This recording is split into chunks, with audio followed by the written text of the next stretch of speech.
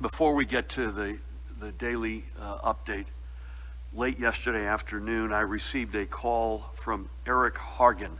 Eric is the Deputy Secretary of the U.S. Department of Health and Human Services. He informed me that of the 395 hospitals hardest hit nationally by COVID-19, and which collectively will share $12 billion under the latest distribution of federal funds, 53 of those hospitals are in New Jersey. Altogether, these 53 hospitals will be receiving $1.7 billion directly from the federal government. That is the second largest amount of funding awarded, only behind New York. This funding will be deposited automatically, no further paperwork required, with the hospitals in the middle of this upcoming week.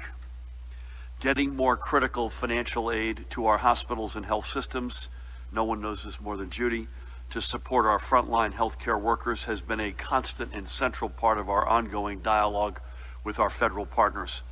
As legislation was being negotiated, we continue to make the case and demanded at the highest levels that the breakdown of funds be need-based and that New Jersey receive its fair share.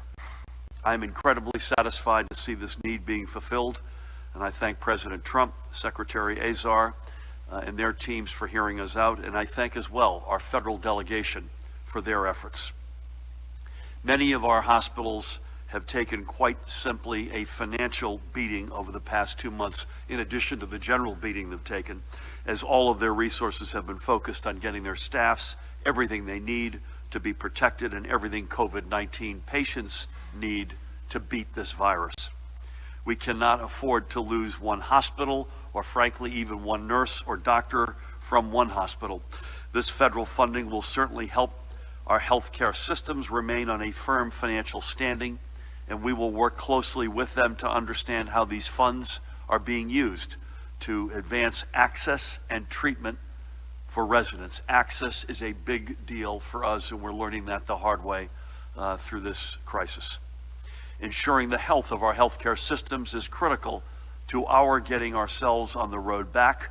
When we look at metrics we need to fall in line for us to restart and recover, the health of our hospitals is one of the most vital. And that's not just about bed capacity or PPE stocks, although it is about that. It's also the ability of our hospitals to stay open, to be fully staffed, and to be able to provide the levels of care we will need for the COVID-19 cases we know will come as we begin to reopen our economy, our society, our businesses. This $1.7 billion will certainly help ensure that our entire healthcare system is itself healthy to join us on the road back. And again, I thank our federal partners for hearing us on this critical need and for delivering. Now let us turn to the latest information on our battle against COVID-19. Today we are announcing an additional 2,912 positive test results for a statewide total of 123,717. The new case numbers are starting to rise again, but we also need to remember that we don't have a complete picture of the denominator or the universe. And before you go back, let's go back, Mahan, if you could. Let's remember, these are folks who have been tested. As Judy and Ed know far better than I, that is a proxy for the amount of folks who may be infected or for the denominator, but it is not the denominator. And as we have gone from zero capability to test to having among the most robust testing of any state in America, part of this is due to infection, certainly. Another part of an uptick like this is due to the fact simply we've got a lot more access to testing. Sorry, we can hit the map now. This county map of New Jersey we've turned to almost daily continues to get lighter and lighter as the rates of the doubling of new cases continues to slow. And again, our hope is we get as many counties, frankly, we want all counties in that 30-plus day lighter shade. However, we'll be watching both these charts over the coming days to see if the reopening of our parks was successful. The reports from the park personnel and state police and local police on the ground will be a big determinant of compliance as it relates to social distancing. And I don't want to get too ahead of my skis at 1:05, but the reports back, early reports, and these are early, preliminary, anecdotal, so far so good. We got to make sure they stay that way. But these numbers will also tell a significant story.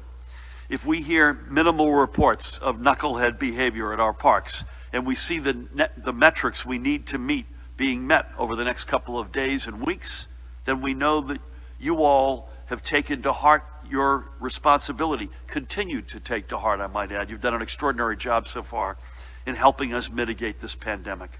Frankly, knowing New Jerseyans, this is what we should expect. We are smart, we have all followed best practices, and together we are flattening the curves and we are making progress. But, and I hate to keep saying but, if we hear reports of people not taking either their health or the health, maybe even more importantly, of other park goers seriously, we will not hesitate, and I don't say this with any joy, to close them again. And if those reports are followed by spikes in the numbers of new cases and increases in the spread of COVID-19 over the next couple of weeks, then the action would be justified. I certainly hope it is the first of these two scenarios. I want everyone to enjoy this extraordinary weekend. The weather is unbelievable, but enjoy it responsibly. And if we could do this, and I know we can, we'll be able to move forward. In our health care system, as of last night's reportings, hospitalizations continue, Judy, to drop significantly, with 5,713 patients, unless you correct me, currently hospitalized for COVID-19. That's a drop of more than 1,000 patients in 1 week. And across every region of the state, you can see north, central, and south, we continue to see progress, with each reporting drops in the number of hospitalizations. Yesterday, you could see the south in blue had been trending up. That's begun to flatten, and that's a very good sign on top of the come downs we're seeing in both the north and central regions. Our field medical stations reported 51 patients and have treated a total of 393 of our fellow New Jerseyans since opening. And let's stay on that for a second. Let's remember those field medical stations are not just there for this week or last week or next week, but in the likelihood, I hope low likelihood, but in the likelihood that this virus comes back and bites us, having capacities of beds, PPE, ventilators, healthcare workers, medicines will be extraordinarily important, and that's something we look forward to working with our federal partners on as well. There were 1,715 patients reported in either critical or intensive care, and this continues, bless you, the overall downward trend over the past week. Not quite the same steepness of reduction, but a reduction. Ventilator use currently stands at 1,230, and that's a decrease from yesterday. There were 378 new hospitalizations yesterday. That's the lowest one-day count since last weekend. And on discharges, 525 live patients were released from our hospitals yesterday. And that's the sort of trend and gap you want to see. All of the important metrics in our hospitals continue to show positive trends. We need to keep seeing these lines moving in these directions before we can put New Jersey on the road back and before we're able to responsibly restart our economy. And remember, we're operating under two very simple ideals. First, public health creates economic health.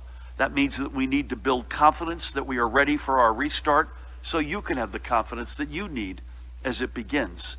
And second, data determines dates. That means that as we see the numbers unfold, we can have a better idea of the specific timetable for our restart. And again, this can never and must never be only about numbers. These are precious lives we have lost, who are infected, who are hospitalized. But the numbers do lead us, whether we like that or not, in either bad, less constructive directions, or of late, in much more positive directions. Let's keep that up together. We are the biggest determinants of that. And by the way, that because the data determines dates and public health creates economic health, that's why this weekend and how we all respond is so important. So, unfortunately, even with the positive trends we are seeing, we continue to lose too many of our precious brothers, sisters, residents to COVID-19. And with the heaviest of hearts today, we report 205 additional lives lost from among our New Jersey family. Our statewide total is now 7,742. Unfathomable. Let's remember a few of them right now. These are Dennis and his brother James, or Jim Cricket Traverso, two inseparable brothers from Neptune. They both passed from COVID-19 complications roughly 1 week apart. And these guys were renowned in Neptune, in Monmouth County. They spent their childhoods together. They formed a shared love for antiques and classic cars, and then in adulthood settled their families only blocks away from each other, continuing their tight bond. Jim was a model train enthusiast and craftsman, and was also considered nothing short of a craftsman when it came to cars. He had a daughter, Tracy, and a grandson. And that's Jim Cricket on the right. Dennis, on the left, had a love of history and made that his secondary vocation as a dealer in collectibles and as a recognized specialist in antique glass. He leaves his two daughters, Denise and Margaret, with whom I had the honor of speaking yesterday afternoon and heard so much about their dad and their uncle. He also leaves back behind 6 grandchildren and 1 great-grandchild. This was a bond between two brothers that even death cannot break. We wish them and their families peace. God bless them both. Look at those two guys. Bless them. Speaking of a couple, here's another one. Charles and Elizabeth Mylod from Oradell. Charlie and Betty. They were married for 55 years and passed within 48 hours of each other. Charlie was an Army veteran and a programmer for IBM. He was also a lifelong baseball fan, first of the Brooklyn Dodgers and then unspeakably of the Giants.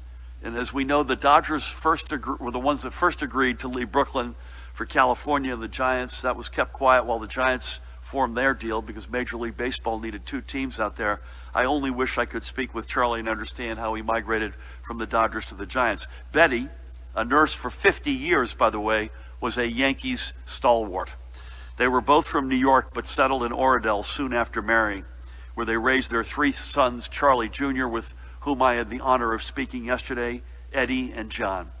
And they assisted and coached Little League Baseball. Both were active in the life of St. Joseph's Church in Oradell. As a couple, they leave their sons and 7 grandchildren. Charlie leaves behind his 8 brothers and sisters, and Betty leaves a brother. And they also leave so many friends. This is a tremendous love story. To Charlie Jr., Eddie, and John and their families, we send our deepest condolences. To lose Charlie and Betty in such close proximity together is indescribable. May God bless them and each and every one of members of their family. And finally, this is Engleward's Leonard Trugman, sitting with his wife of 55 years, Reva, with whom I had the great honor of speaking yesterday, who, by the way, is also being treated for COVID-19. I'm knocking on wood here. So far, so good, and bless her. Leonard was a writer and worked in business before settling into a teaching career, first at the City College of New York, where he also studied engineering. Leonard would earn an MBA from Fairleigh Dickinson and was even halfway through a PhD at the Stevens Institute of Technology, where he, by the way, also taught. He was a lifelong member of Temple Israel in Ridgewood, a fixture at Shabbat services, and he loved the state of Israel, visiting 17 times over his lifetime. He was also an inveterate sports fan. In addition to his beloved Reva, again, with whom I had the honor of speaking yesterday, who we also keep in our prayers, he leaves his son Jonathan and daughter Robin and their families, including 5 grandchildren. He also leaves behind his sister Barbara. May his memory be a blessing to all. The family, friends, and neighbors who we have lost are the reason why we cannot rush our restart. We have lost so many already to COVID-19, and we know, sadly, tragically, we're going to lose more. But if we are reckless, we will lose not just more, but many more beyond that.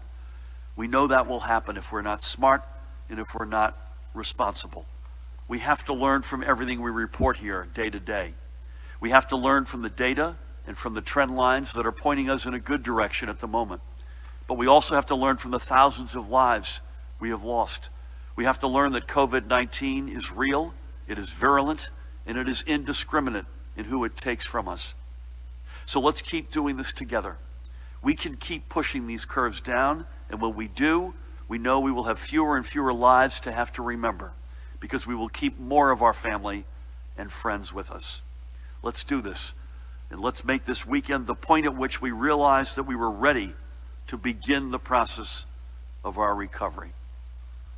As I've said here before from time to time, and we all know this, you all know this, life goes on in this state. Births, deaths, other developments that have in many cases nothing whatsoever to do with COVID-19. As all-consuming as this is, we also know that there is a life. And we lost 2 lives of 2 people I knew over the past couple of days, and I want to acknowledge them very briefly.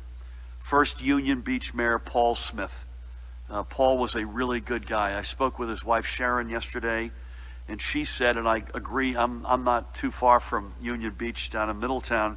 He was Union Beach. He was not only the mayor, he was Union Beach. He was a friend. He was overwhelmingly popular. He won his 2 elections for mayor, I recall, by 71% and 61%. I forget which order.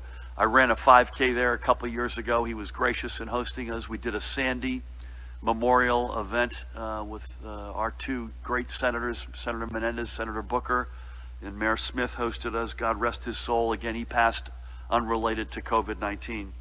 And secondly, a dear friend, Gloria Landy, who was a giant, even though she was 4'11", as her husband reminded me. I spoke with her husband, Gene, earlier today. She was incredibly passionate about and was a leader in Jewish causes, about causes related to the state of Israel. She and I engaged in a speech I gave at the UN a few years ago. She was secretary of the World Jewish Congress. She was president of the New Jersey Poetry Society. And most importantly, she was a wife, a mom, a grandmother, and a great-grandmother. God bless each of them and all the lives that we have lost. I have one quick announcement. Today, I will sign an executive order extending a number of statutory deadlines required under environmental laws that will be difficult to meet due to the pandemic. Under normal circumstances, the Department of Environmental Protection is required to act on construction permits, including development in coastal areas and wetlands, within 90 days, or the permit is deemed approved. This order will ensure that DEP has the necessary time to get the information it needs to make fully informed decisions. Before I turn things over to Judy, I want to highlight a couple of people in our state who deserve a shout out. First up, 13-year-old, there he is, James Freeman of Monroe Township in Middlesex County. Like many kids his age, his parents give him an allowance for doing his chores around the house. And certainly there's been no lack of those with everyone staying at home. But instead of pocketing his allowance money, James has been using it to buy filament for his 3D printer, which has been turning out ear guards to make wearing a mask more comfortable. And he's so far made and donated 500 of them to healthcare workers, first responders, and essential workers. And James has even turned down offers to donate money. He's doing this all by himself, one chore at a time. So to you, James, New Jersey thanks you, and I hope your community spirit never, ever, ever dims. And second, we're going to head to Passaic County, where the spirit of giving back that is a central part of the celebration of the holy month of Ramadan is fueling the work of Smile for Charity in the Islamic Center of Passaic County, among many other partners. I want to give a shout out to the Islamic Center, our friends Imam Katanani and Salah Mustafa and Omar Awad and all of their brothers and sisters. Together, and this is Smile for Charity, volunteers are putting together and delivering food packages to 500 homes across the area, more than 4 times the usual need, helping to make sure that no family goes hungry. So, to Smile for Charity's co-founder, Passaic City Councilman and friend Salim Patel, and all the partnering organizations and countless volunteers keeping families fed, New Jersey thanks you. And again, to all of you who are doing the right things, and there are millions of you, I also thank you.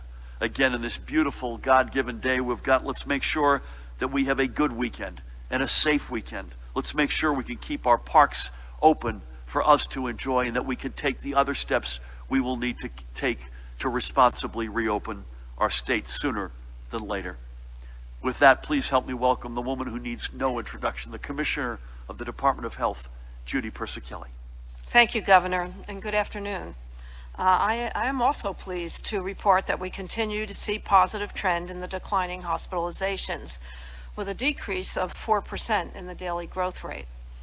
Since the peak in the northern region on April 14th, we've seen a 41% decrease in hospitalizations in that region.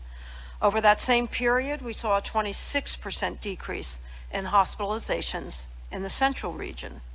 However, we continue to see increasing hospitalizations in the south, with some leveling off over the past 2 days.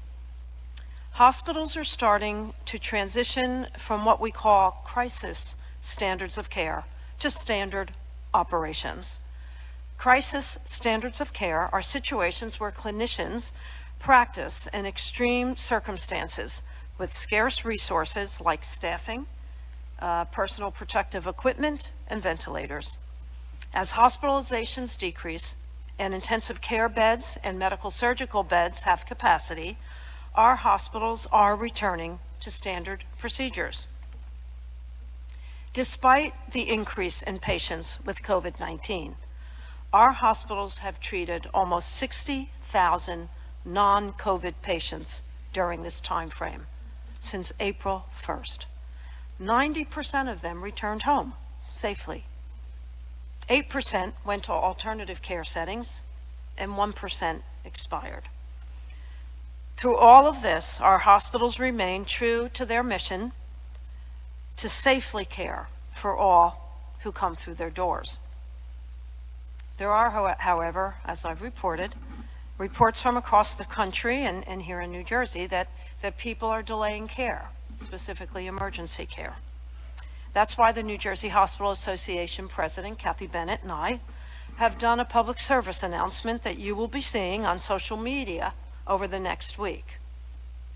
It will be telling New Jersey residents not to risk their health by delaying emergency care, specifically for things like stroke and heart attacks. Last evening, our hospitals reported 5,713 hospitalizations, as I reported, a decline of 4% from the daily growth rate. Only 2 of our hospitals in the central region were on divert last evening, and it was for psychiatric services only. There are approximately 1,715 cases in critical care. Of those cases, 1,230 are on ventilators. That's a decline overall of 2%, and we currently have a little bit over 70% of our patients on ventilators. Today we're reporting 2,912 new cases and 205 additional deaths. The breakdown of deaths by race and ethnicity is as follows: white, 52.4%, black, 19.6%, Hispanic, 17.2%, Asian, 5.3%, and other, 5.4%. There are now 505 long-term care facilities and assisted living facilities in the state reporting COVID-19 positive residents.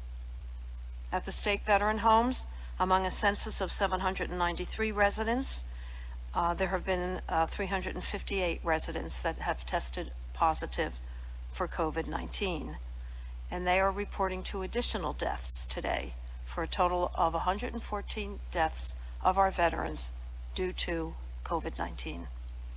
At our state psychiatric hospitals, with a current census of 1,250, 163 of their patients have tested positive, and they are reporting 1 additional death today. I believe that was at Trenton Psychiatric. According to lab data from this morning of COVID-19 results, of 16,835 tests were performed. 6,749 positive, for a positivity rate of 40.9%. That concludes my daily report on the statistics. Again, please continue to follow social distancing guidelines. It is making a difference. Stay connected, stay safe, and stay healthy. And I hope you all realize the impact that you are having in saving lives in New Jersey. Thank you. Judy, thank you for that. Thank you for the report. Top 6 counties remain the same in terms of overall positive cases. The new cases we're reporting today, generally in the same category, but in terms of order, Passaic followed by Middlesex, Essex, Hudson, and Union, which is a little bit of a shift. And again, we've seen that shift over the past week or so. The positivity rate of 40.9 is the lowest we've seen, I think, since we started this. Yeah, I want to make a correction, Governor, if I may. That was from the mass testing sites. Yep. The overall testing sites, we've performed 234,577 total tests. 95,982 have tested positive, for a positivity rate overall of 40.9%. Well said, and as Ed reminds us, that's the cumulative number. The spot number overnight is going to be meaningfully, God willing, meaningfully lower. And again, these are not entirely, but historically overwhelmingly symptomatic folks. We had our Road to Recovery presentation on Monday. There were 6 guideposts. 4 of them were health. 1 was economic recovery. The other was resiliency. And your comments, Judy, about the sort of stepping down from crisis mode to normal mode was up on our charts on Monday, and that's, that's a very important trend as well that we have to acknowledge. So thank you for everything, and thank you, Ed, and your colleagues. We'd love to turn to Colonel Pat Callahan for an update on compliance. Again, I think Pat will be the first to say anything so far this morning or up through now is anecdotal, but anything overnight, you've got PPE, other infrastructure, any other matters. Thank you, Pat. Yes, sir. Thank you, Governor. Good afternoon, everyone. A relatively quiet night, if I could use the Q word in law enforcement. Newark Police Department issued 61 executive order violations and closed 2 non-essential businesses. In Ventnor, 1 subject was cited for being on a closed boardwalk. In Patterson, 1 subject cited for an EO violation for failure to disperse. And in Union City, a barber shop owner was cited for remaining open. To the governor's point, as of walking in here at 1 o'clock, it was generally quiet, up to and including our Marine Service State Police stations, because we are even asking on the water. I know on a day like today, I've been out on Lake Apacong myself in Byram Cove and tied up with 20 other boats or so, but we still need to practice social distancing on the water. And just my last 2, as the Gov says, shout outs. Our graduate nursing students have stepped up phenomenally to be a part of this historic response between that education and their boards. And I think I said a couple weeks ago, troopers and nurses get along, and our 196 recruits of our state police class that was in and postponed, they had the option to opt out, and they did not, and they are staffing various functions from north to south in that capacity. So once again, you have nursing students and hopefully troopers to be out there in this historic response, and I just thought that was worth mentioning, Governor. That's great, Pat. And here's to nurses, here's to troopers, and you've got them both under your roof, so bless you. Martell, we're going to start over here. Just one housekeeping matter. We've got the number 1, which is not something that we've talked about yet publicly. We have our first commission meeting on Monday morning. Matt Placken has joined us. Matt, good to see you. And that will be an important kickoff for the Recovery and Restart Commission that we've established. Very excited to get that going. There's a lot of preparation for that already underway from the minute we in fact announced that August group. Secondly, we had a very good call this morning with a range of leadership in the General Assembly designated by Speaker Coughlin, and it was a very good discussion. So in each, the Senate and the Assembly, they've got their own teams looking at steps that they think are prudent, and we agreed, as we did with our Senate colleagues, to have a high degree of communication and cooperation, and that's great. The Regional Council continues to meet regularly, and so I know there was a call last night among Matt and George Helmy, Rich Besser, Jay Johnson, but the 7 states have been meeting with their 3 representatives on a pretty regular basis, and that proceeds well. So we need all of this. We need in New Jersey, we need our neighbors, we need the federal government, and we need all of that. And we landed on Monday due to a White House VTC. We're going to meet you here, unless you hear otherwise, at noon. Have I got that right, Maya? A little bit of a complicated day, but we'll be back, God willing, to see you here at noon on Monday. Tomorrow, we'll be with you electronically or on paper, unless we determine, Judy, Pat, and I, and our colleagues, that we've got a reason to be with you on the telephone or in person. Otherwise, if you don't hear from us, you'll hear from us electronically, and then we'll see you again Monday at noon. Martell has been here every single day. Martell, again, great to have you. Let's start with you, Brent. Let's try to do this fairly quickly. So what kind of reports are you getting from parks? Any violations so far? Have you seen, I know there were some people were saying down the shore there's already out-of-state plates. New federal data from the Marshall Project shows New Jersey has the highest coronavirus death rate in the nation. Is there any, among prisons, is there anything else that the state can do to slow the toll in prisons before mass testing begins in a week? People continue to be incredibly angry about problems filing for unemployment, including many who say they haven't even heard back from the state. And now readers are telling us today that the unemployment site has been down all morning. People were told to check back at 4 p.m. What happened, and when can we expect this to start to get better? And how many people died from nursing homes and other long-term care facilities? Can you share where those facilities are from, North Jersey, or Central Jersey, or South Jersey, over the last 24 hours? The reports are anecdotal and preliminary. Is that fair to say, Pat? I don't think there's really any more color on that. We're going to give you much more. Believe me, we're out there. Pat's colleagues are out there. We're out there at all levels. We'll give you a more robust report after the weekend. In terms of our corrections facilities, cohorting, the process of releasing folks, ramping up testing, using the space to our maximum abilities that's a combination of steps. Matt, anything you want to add to that? Just that as of last night, we're up to 63 people on furlough with 35 more pending release, and they're continuing to go through that, in addition to all of the other steps that the governor mentioned the commissioner's taking. I've got no insight, Brent, on what may have happened this morning with the site, and we will try to, Mahan, if you could follow up, we'll get you that information.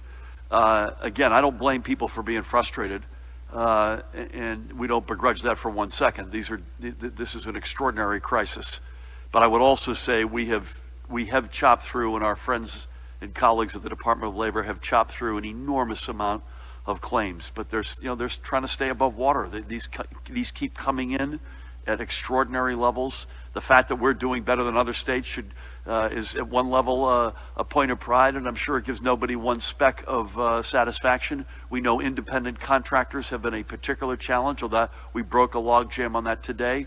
I would ask Mahan perhaps on Monday, let's put back up the chart, any updated on the chart we can.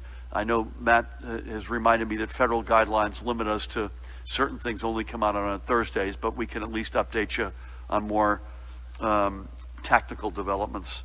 Long-term fatalities, Judy, on in long-term, Sure. long-term care facility fatalities. In long-term care and assisted living together, there's about 67,000 residents. Right now, 505 of those facilities are reporting 20,284 positive cases and 3,670 deaths. I don't have the last 20, well, I do have the last 24 hours. Just give me a minute. Yeah, Thing about, sure. You good? Yeah, in the last, no, maybe I don't. Wait a minute. Which one?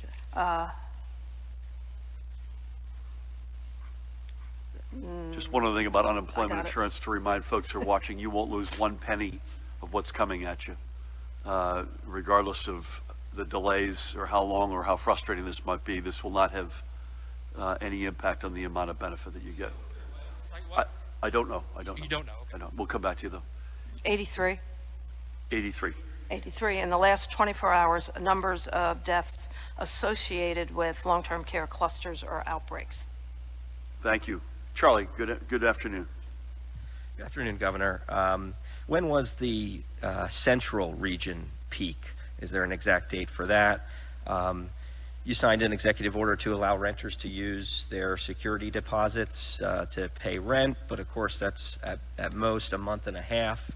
We're already 2 months into the crisis and a lot of people are still out of work and coping with this. What are you planning to do for renters for the next month and so on and so forth with the as this continues? And then did want to follow up on the Middlesex County Democratic Organization trying to cancel their party elections until 2023. Did you have any comment on that?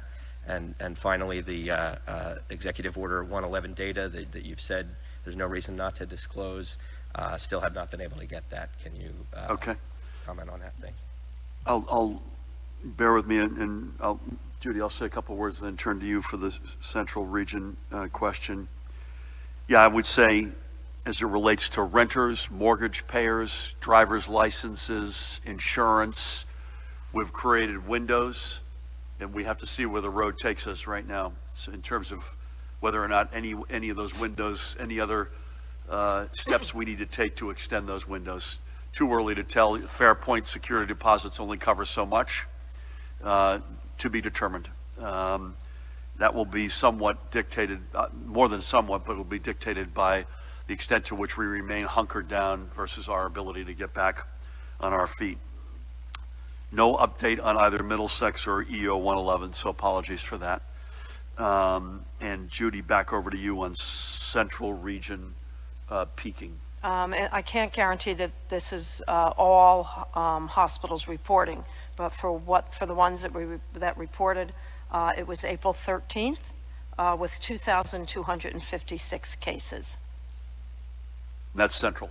Central. Yep. Thank you.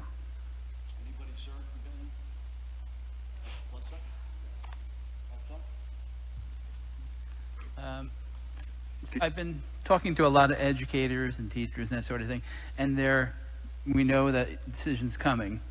They're very concerned about what the future holds for them. Can you sort of give an idea of what we're looking at time-wise and what their help with their concerns? Sure. The answer is we will give you that guidance on Monday, and we want to make sure we're as complete in our guidance on our next steps as we have been in our other steps that we've taken in education. Clearly, Judy and Ed and their colleagues have a huge amount of input into any decision on education or frankly any other element of our society. The health components are overwhelmingly the most important, and those inform, in addition, by the way, to the fact that we wear as a badge of honor the #1 public education system in America, among the very best private schools in America. We care deeply about that. We care about our educators, our kids, our parents. We want to make sure we get this right. Health, their health, all of their health is our concern #1. So we'll be back to you and we will give you guidance, I think, with almost virtual certainty on Monday as to what the next steps are. Thank you. Do you have anything, sir? Please, and then we'll come back to you in a minute. Hi, Governor. Doug Milligary, Pine Barrens Tribune newspaper. I can barely hear you. I apologize. Doug Milligary, Pine Barrens Tribune newspaper. As of last report, 142 people associated with the New Lisbon Developmental Center have tested positive for COVID-19, including 103 clients, by far the highest of any state developmental center. A Burlington County spokesman told me Thursday that the county has elevated their concerns about the center, including PPE not being given to first responders responding to it, and high burn rates, to multiple individuals and departments at the state. And then we also had a few folks contact us, one an employee of the center who said they are stressed to the max and sick. There are few of them, not enough of them, and they have not had a break. And she goes on to describe a very dire situation at that facility and that they need help. Is help on the way to the New Lisbon Developmental Center, and what steps have your administration taken to protect against the virus ravaging developmental centers? Thank you. Yeah, I mean, obviously this is a concern. By the way, this is my fault because I couldn't hear you, so this is on me. But Martel, could you wipe down the mic there? And again, that's on me, not you. As a general matter, this is one of the vulnerable populations that we've spoken about regularly.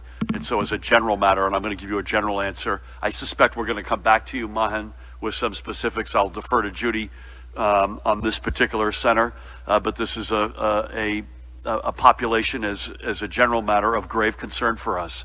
And I think we've said that repeatedly. It's part of the reason why when we think about deploying a new wave of testing capability, this is exactly the population, both the patients themselves, clients, as well as employees that we want to prioritize and we will prioritize. And in fact have to some extent already, including with Rutgers. But with that, Judy, do you have any particular specific comments, or otherwise we'll come back? Yeah, well, I have to come back to you. We will definitely look into it. It's the developmental centers totally are being tested along with the Department of Human Services and Rutgers. But I'll look specifically into New Lisbon. Thank you for bringing it up. Again, we will come back to you, so if you can bear with us on that. Thank you very much. And again, these are just awful situations, and bless them all. That's all. Please keep. This is my fault, but keep your mask on. This is my bad. Thank you, Governor. The long-term care data on positive cases, has that all been reconciled yet? Because some families are still are still being told that the data includes staff members and residents at their facilities. And then number two, a medical director for several long-term care facilities in the Mercer County area, David Burrill, he's written letters and op-eds. He's called on the state to send in the National Guard to help out at these private long-term care facilities. What is your response to that? Are you considering that? Why or why not? And if so, what might be the National Guard's role at some of these facilities? Judy, I'll give a general comment. The data, I'm going to take words out of Judy's mouth. I can almost say it. The data is more than directionally accurate. I can't speak that it's accurate personally. I'm not sure that for a particular operator, but it's more than directionally accurate. And it was well overdue coming from the operators that we would get that information. And again, the communication as a general matter has left more than a little bit to be desired. The National Guard notion as an option has come up. It is certainly something that we have as an ongoing consideration. That has happened in other states, and that's something that we continue to consider in New Jersey. I don't want to speak for my colleagues. And by the way, our challenges in the long-term care reality are dire, and they're not unique in America right now. We look at the devastation in our veterans' homes. By the way, in the week where we will acknowledge the 75th anniversary of the end of World War II, to lose some of these veterans to this thing after all that they did for our country is just particularly wrenching. But no decision has been taken. That remains an option. Judy, anything you want to add to that? Yeah, for long-term care, and I'm going to look at Pat also. We put in a request, and the initial request was, I don't want to say denied, the National Guard was diverted to another area. I think we're putting in another one. I have received Dr. Burrell's letter. It's the second letter. I appreciate, totally appreciate his concern. We're working as hard as we can, and we're going to be looking at student nurses to call them up to go to long-term care. The difficulty is we might be able to get people to clean, we might be able to get people to feed. It's very difficult to get people to do the hands-on activities of daily living, and that's what we're working on. We have sent over 1,000 names from our volunteer portal to the nursing homes, and when they call up to see if people can come to volunteer, not all of them are very anxious to do the work that we need. So we're working really hard on it. Thank you. I'm gonna mask up here, and I see that these allow me to do one of two notches here, which is a particular positive feature that a lot of the other masks don't allow you to. You get two. Again, we'll be with you, we hope at noon on Monday electronically tomorrow. I want to say this is the end. You know, this has been as tough a week as it relates to fatalities as we have had. And it is sobering to say the very least. It has also been a week where we have gotten a disproportionate amount, by the way, proportionate to the challenges we've faced, but disproportionate to what we had gotten prior. We've had a big week in terms of federal assistance, enormous amount of supplies to help us more aggressively test, and we'll be coming back to you with a more robust specifics on testing. A enormous amount of PPE being sent directly for the federal government to long-term care facilities, $1.7 billion to our hospitals. So some weeks I've been up here pounding the table that we need X or Y or more. Our caseload, our fatality rate, our hospitalization rate all merit a higher consideration as it relates to federal help. This week we saw three very significant examples of that. We continue to need an enormous amount of cash assistance. That is to be determined. We look forward to the interpretation of the CARES Act on Monday, again financially. But I want to acknowledge that there were several very big, important steps taken in partnership with the federal government this week that will have real tangible benefits. I want to thank Judy and Ed and their teams, Pat, you and yours, Jared, Matt, and others. Again, enjoy this weekend, but please enjoy it responsibly. The weather is extraordinary. Get some fresh air, but social distance. Please wear something over your face. Don't congregate. A successful weekend really allows us a lot more degrees of freedom across a whole number of fronts, and we could do this together. You've been extraordinary so far. God bless you. Thank you for your continued partnership and vigilance.